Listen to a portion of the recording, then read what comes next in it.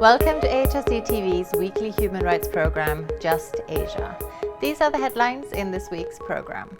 Missing Hong Kong book publisher confesses to his crimes on Chinese state television. Protests and violence continue in Nepal's Terai region. No solution in sight. Bangladesh Chief Justice calls on legal professionals to defend separation of powers before it's too late. Indonesia terror attacks leads to calls for military arrest powers.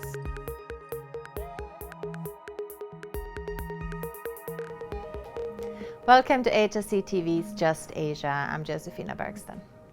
We begin here in Hong Kong. The absurd saga of the 5 presumably abducted book publishers has taken another twist. Last Sunday, it was confirmed that Gui Minhai, one of the 5 missing publishers, was indeed in China after he appeared on China Central Television, confessing to a hit-and-run incident 12 years ago. Gui claims he escaped from China in 2004 after receiving a suspended 2-year jail term for killing a girl in a drink-driving accident in Ningbo. Because of overwhelming guilt, he said he returned to China voluntarily to turn himself in. This contradicted the assumption that Chinese agents had abducted him in October while he was on holiday in Pattaya, Thailand. Gui's family and friends say they have never heard of such a hit-and-run accident. And even if it were true, Gui would have never gone back to China to confess. Even people on the mainland seem to doubt the televised confession. I'm a fugitive. I could not go back to my country to see my parents. They were already in their 80s. My mother is seriously ill now. That really pains me. I want to see her while she's still alive. That's why I decided to return and turn myself in. I'm willing to take my responsibility and accept any punishment. Going back to my country and turning myself in was voluntary, and this was not related to others. I don't want any individual or organizations, including the Swedish government, to get involved or intervene in this matter. Though I hold Swedish passport, I still feel I'm a Chinese, and my roots are still in China. I hope my choice can be respected by the Swedish government. I hope that my right to make a choice and my privacy can both be respected. And let me face up to this issue. It now appears that there is no record of China-born Swedish citizen Gui Minhai leaving Thailand before appearing on Chinese state television in custody, leaving many to suspect extrajudicial kidnapping by Chinese agents operating beyond their jurisdiction. Chinese authorities have finally also confirmed that Li Bo, who disappeared on December 30th from the streets of Hong Kong, was indeed in China. This was almost 3 weeks after the Hong Kong police requested the Chinese authorities to provide information about Li Bo's whereabouts. There is also no record of Li Bo crossing the border between Hong Kong and China. Here is Taiwanese animated news provider Tomo News' take on the saga playing out in Hong Kong, Thailand, and China. The case of the vanishing booksellers, how China is destroying freedom in Hong Kong.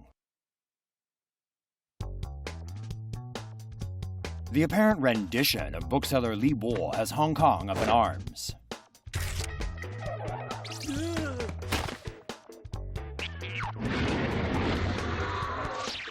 Li was snatched on December 30th and taken to Shenzhen.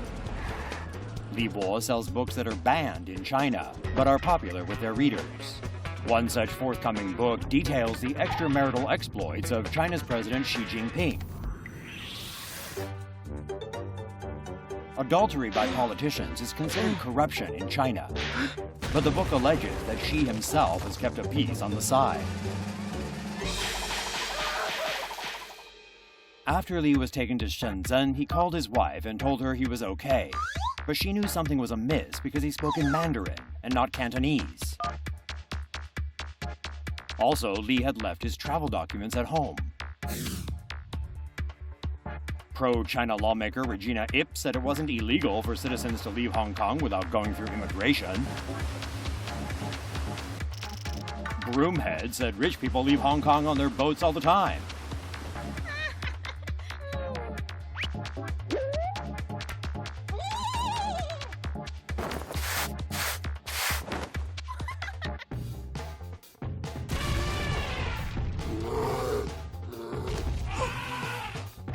Gui Minhai, another bookseller, was renditioned from Thailand. Gui Minhai then appeared on state television to say he had turned himself in voluntarily. The official story is Gui killed a girl in a drunk driving accident 11 years ago, was given a 2-year suspended sentence, but then inexplicably decided to run. Including Li Bo, a total of 5 Hong Kong booksellers have gone missing. What has happened to freedom under one country, two systems?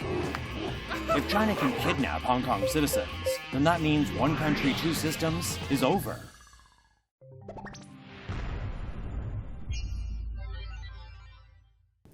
It appears that confessing to crimes on Chinese state television is a bit of a trend.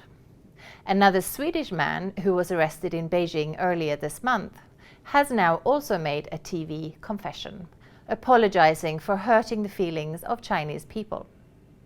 Swedish human rights activist Peter Dahlin, who worked for the Chinese Urgent Action Working Group, was detained and accused of inciting opposition to the government. The organization provides training to human rights lawyers in China.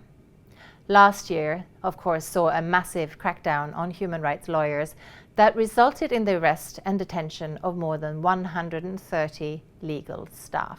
I violated Chinese law through my activities here. I have caused harm to the Chinese government. I have hurt the feelings of the Chinese people. I apologize sincerely for this, and I am very sorry that this ever happened. I have been made aware, become aware, that certain people that we have supported at one time or another have gone on to do acts in clear violation of the law. And we know that in some cases, such as Su Shanglan or Xing Xingxian, there have been very serious crimes. And we are also aware that that also means that we as an organization become criminally liable for the things that they have done. I once supported Wang Xuanjiang, who has now been arrested and facing trial for causing harm to national security. Xing Xingxian, who I once supported, have broken the law. He illegally brought the son of lawyer Wang Yu across an international border. Many in Hong Kong are very concerned about what all this means for the city. Next week, Just Asia will feature a Hong Kong special interview with 2 respected Hong Kong legal professionals. This week, Just Asia caught up with Bijo Francis, Executive Director at the Asian Human Rights Commission, to get his take on the escalating situation. Hong Kong is one of those rare jurisdictions in Asia where state excesses are hardly reported. There are hardly any instance of state excesses like torture or extrajudicial execution or fabrication of charges and so on. We don't have that kind of cases that get reported here in Hong Kong, which means that Hong Kong is also a place where rule of law, the presence of rule of law is actually a felt experience. It is something that you can feel and experience in day-to-day life. Unfortunately, the disappearance of the bookseller in Hong Kong, or shopkeeper in Hong Kong, and 4 of his other colleagues, 2 from China, 1 from Thailand, and 1 is alleged to have been disappeared from Hong Kong, is an alarming concern. Foremost is the concern that this issue relates to the question of disappearance.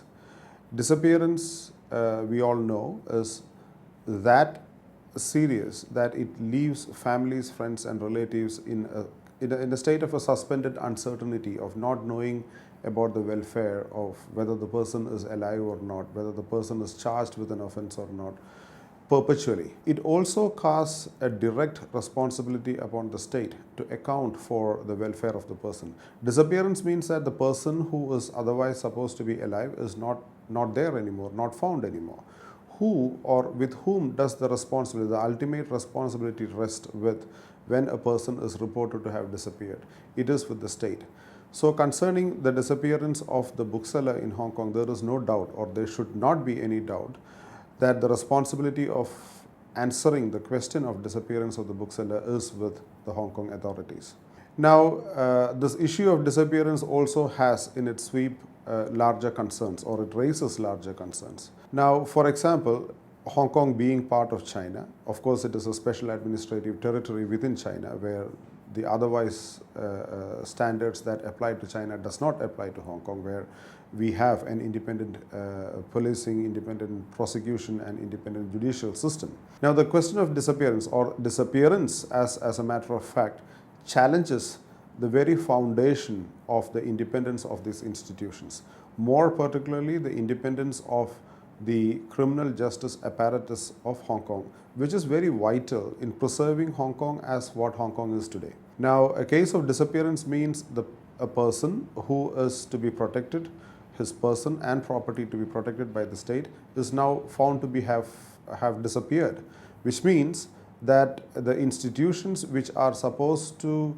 guarantee the rule of law, their independence has been challenged by whoever who has caused this disappearance.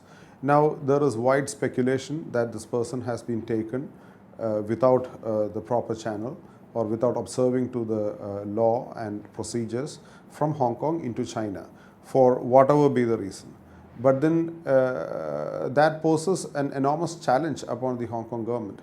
It is for the Hong Kong government to investigate this case, make public as much as possible the proceeds of the investigation, and to instill or rather prevent losing the confidence of the public of Hong Kong in public institutions. So it is just not a case of a person who has disappeared. It is much more of it is equally rather a question of the independence of the Hong Kong administration, the safety and security and the future of Hong Kong, and it is also a question, or it is also a question mark. The incident is a question mark upon the independence of public institutions of Hong Kong, which is fundamental to the existence of Hong Kong.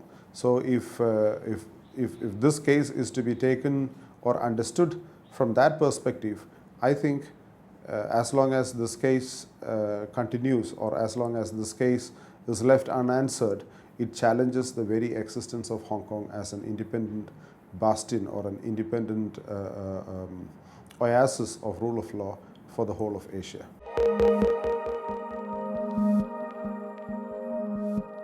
Next, Nepal, where protests and killings are still a near daily occurrence in the Terai region in the southern part of the country. The conflict started 6 months ago, and since then, life for people in the region has come to a standstill. More than 50 people, including police and children, have been killed since the protests started. Meetings between top leaders from the 3 main political parties and the Madesi leadership have all so far been fruitless. The AHRC says that the government is not being serious about addressing the real issues.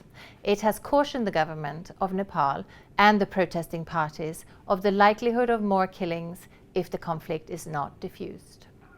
The AHRC was made aware of an incident caught on video where a police officer shot a 16-year-old Mohammed Sams Tabarej while he was protesting alongside other students in Rautahat district on December 20th last year.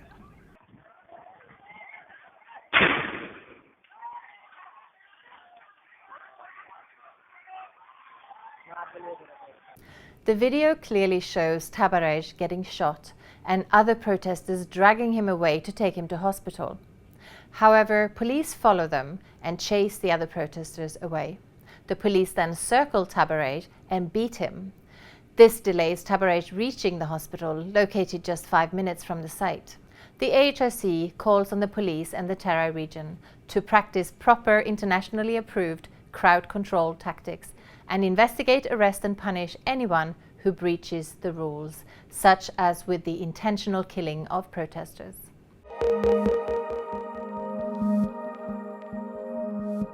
Next, Just Asia turns to Bangladesh. The Asian Human Rights Commission has urgently called on the United Nations and global communities to stand behind the people of Bangladesh and prevent the emergence of a completely authoritarian system in the country. The AHRC made this call following Bangladesh's Chief Justice publicly stating that the country's executive is trying to take away all powers of the judiciary. Chief Justice Surendra Kumar Sinha said, "Beware of the executive, it is trying to take away all our powers. The judiciary and the legal profession have always raised their voices whenever such tendencies have surfaced in the past. If they don't step forward to stop the executive's bid to usurp all powers, who will? Justice Sinha made this statement at a book fair organized by the Supreme Court Bar Association on January 10th in Dhaka, Bangladesh. The Chief Justice went on to criticize the Bar Council for boycotting district courts on the grounds that they're useless, rather than going for proactive action. I appeal to all lawyers, especially the seniors, to step forward. The Bar Council is not just about elections. Senior advocates who are respected in their profession must step forward and ensure the Council uses its role to combat the failure to secure justice in the lower courts. Don't be silent spectators. The Asian Human Rights Commission has warned that it is perhaps at the final stage before the sinking of the ship that the captain is making this call. This call should therefore be taken with the utmost seriousness, and the strongest possible response is necessary before it's too late.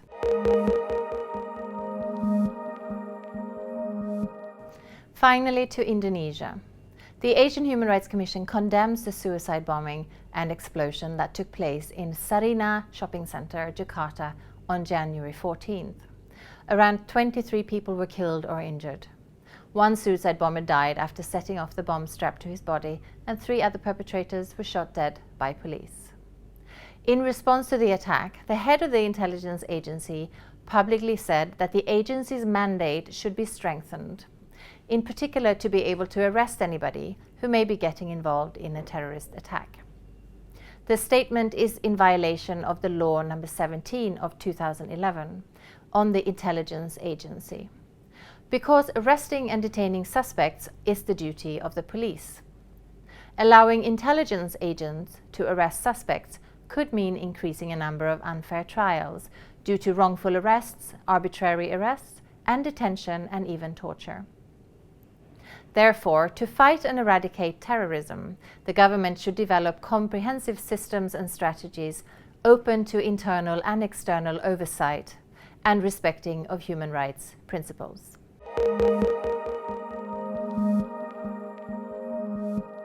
That is all for this episode of Just Asia. For more on these and other issues, please visit www.humanrights.asia. Thank you for watching, and see you next week.